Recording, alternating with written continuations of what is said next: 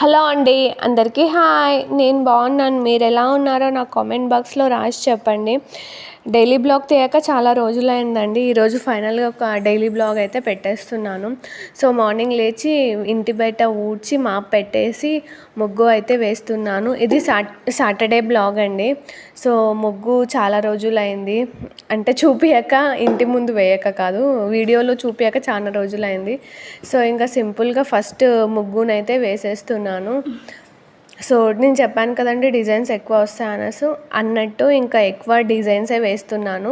చుక్కల ముగ్గులు ఏం వేయడం లేదు. పక్క వాళ్ళు నాకంటే ముందే లేచి ఇంకా మాప్ పెట్టుకొని వాళ్ళు కూడా ముగ్గు వేసుకున్నారు, వీడియోలో కనిపిస్తుంది. సో నాది కొంచెం లేట్ అయిపోయింది, సాటర్డే కదా అనేసి ఇంకా మార్నింగ్ లేచి ఇల్లు తుడుచుకొని మాప్ పెట్టేసుకొని తలస్నానం చేసి పూజ కూడా చేసుకున్నాను, సాటర్డే కాబట్టి. ఇంకా పూజ అయిపోయాక బయటికి వచ్చేసి మళ్ళీ ముగ్గు వేస్తున్నాను. సో ఫస్ట్ పూజనే చేశాను. పూజ చేసిన తర్వాత ఇంకా బయటికి వచ్చేసాను. ఇంకా ఫైనల్గా ముగ్గు అయితే వేసేసానండి. నా సింపుల్ ముగ్గు ఎలా ఉందో నాకు కామెంట్ బాక్స్లో రాసి చెప్పండి.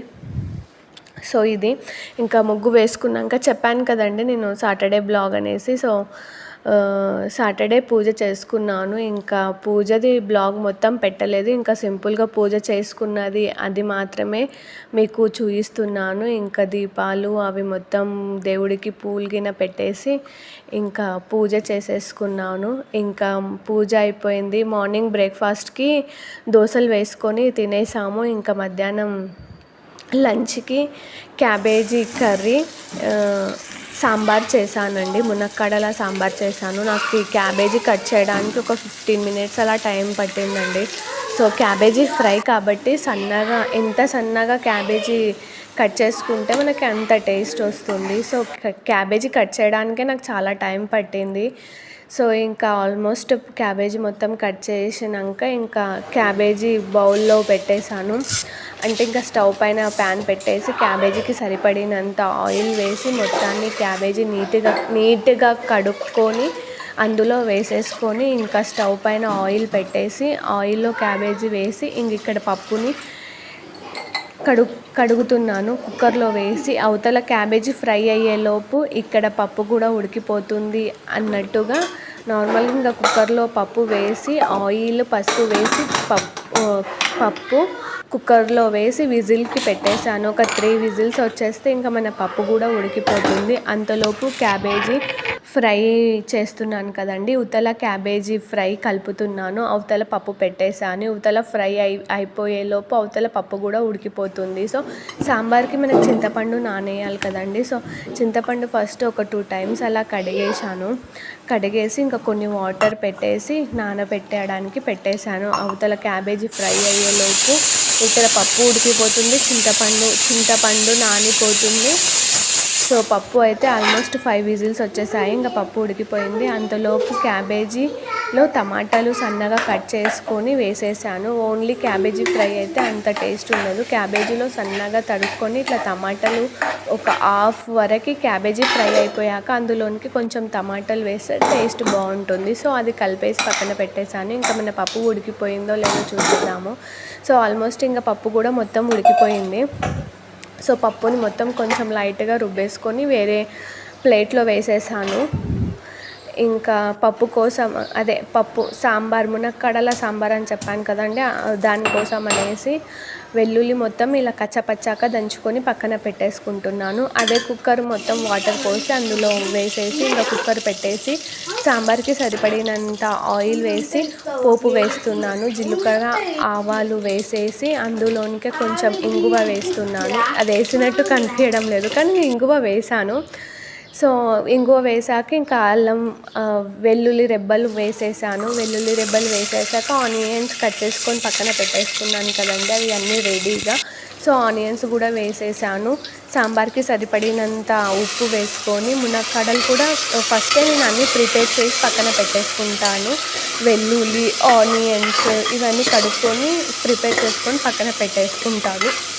సో ఇవి కూడా వేసి ఇవి మగ్గేలోపు మళ్ళీ మనం క్యాబేజీ ఫ్రైకి అని పెట్టేసాం కదా, ఆల్మోస్ట్ క్యాబేజీ 80% ఫ్రై అయిపోయింది. అందులోనికే పసుపు, కారం తగినంత వేసి మొత్తాన్ని మిక్స్ చేస్తున్నాను, మొత్తాన్ని కలుపుతున్నాను. ఇంకా ఆల్మోస్ట్ ఇంకొక 10 మినిట్స్ అయితే క్యాబేజీ ఫ్రై కూడా రెడీ అయిపోతుంది.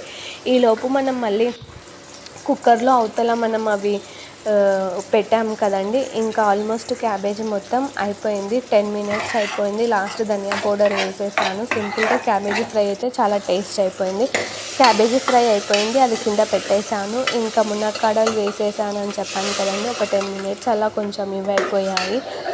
సో తర్వాత ఇంకా అందులోనికే పప్పు వేసేసాను.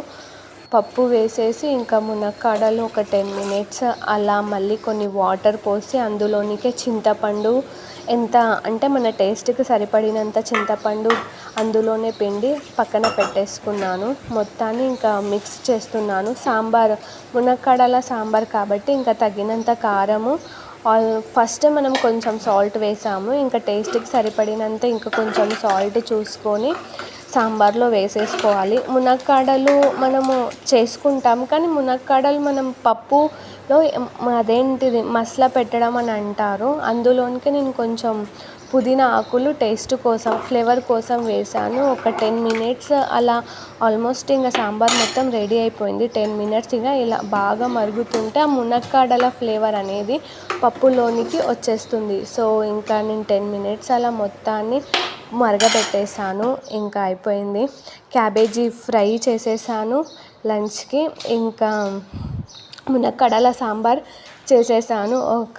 ఇంకా అన్నము కడిగేసి పొయ్యి పైన పెట్టేసి ఇంకా మిగతా పని ఇంకా బట్టలు ఉంటాయి కదండి. ఒక 3 డేస్వి బట్టలు చాలా ఉన్నాయి, అవి వేసేస్తున్నాను. ఇంకా బ్లాగ్ మధ్యలో పిల్లల సౌండ్స్ కూడా వచ్చే ఉంటాయి, మీకు వినిపించే ఉంటాయి. సో వాళ్ళిద్దరు అర్జున్, వరుణ్ క్రికెట్ ఆడుతున్నారు ఇంట్లోనే. ఇంకా హాలిడేస్ ఇచ్చారు కదండి, ఇంకా వాళ్ళ అల్లరి భరించలేము, చాలా అల్లరి చేస్తున్నారు. సో వాళ్ళ పని వాళ్ళది, నా పని అన్నట్టు ఇంకా నేను ఎక్కువ షార్ట్సే పోస్ట్ చేస్తున్నాను, లాంగ్ వీడియో అయితే పెట్టడం లేదు. సో చాలా డేస్ అయిపోయింది లాంగ్ వీడియో ఒకటన్నా అప్లోడ్ చేద్దామనేసి ఇంక ఈరోజు లాంగ్ వీడియో మొత్తం ఎడిటింగ్ చేసి అప్లోడ్ చేస్తున్నాను. ఇంకా ఫైనల్గా వాషింగ్ మిషన్లో 1 అవర్ అయిపోయింది. వాషింగ్ మిషన్లో అందులో ఇంకా బట్టలు మొత్తం వాష్ అయిపోయాయి. ఇంకా తీసి ఆరేస్తున్నాను. ఇది అండి నాది సింపుల్ లాంగ్ బ్లాగ్. ఎలా ఉందో కామెంట్ చేసి రాయండి ఫ్రెండ్స్. ఓకే, ఈరోజటి లాంగ్ బ్లాగ్ ఇదే. Bye friends.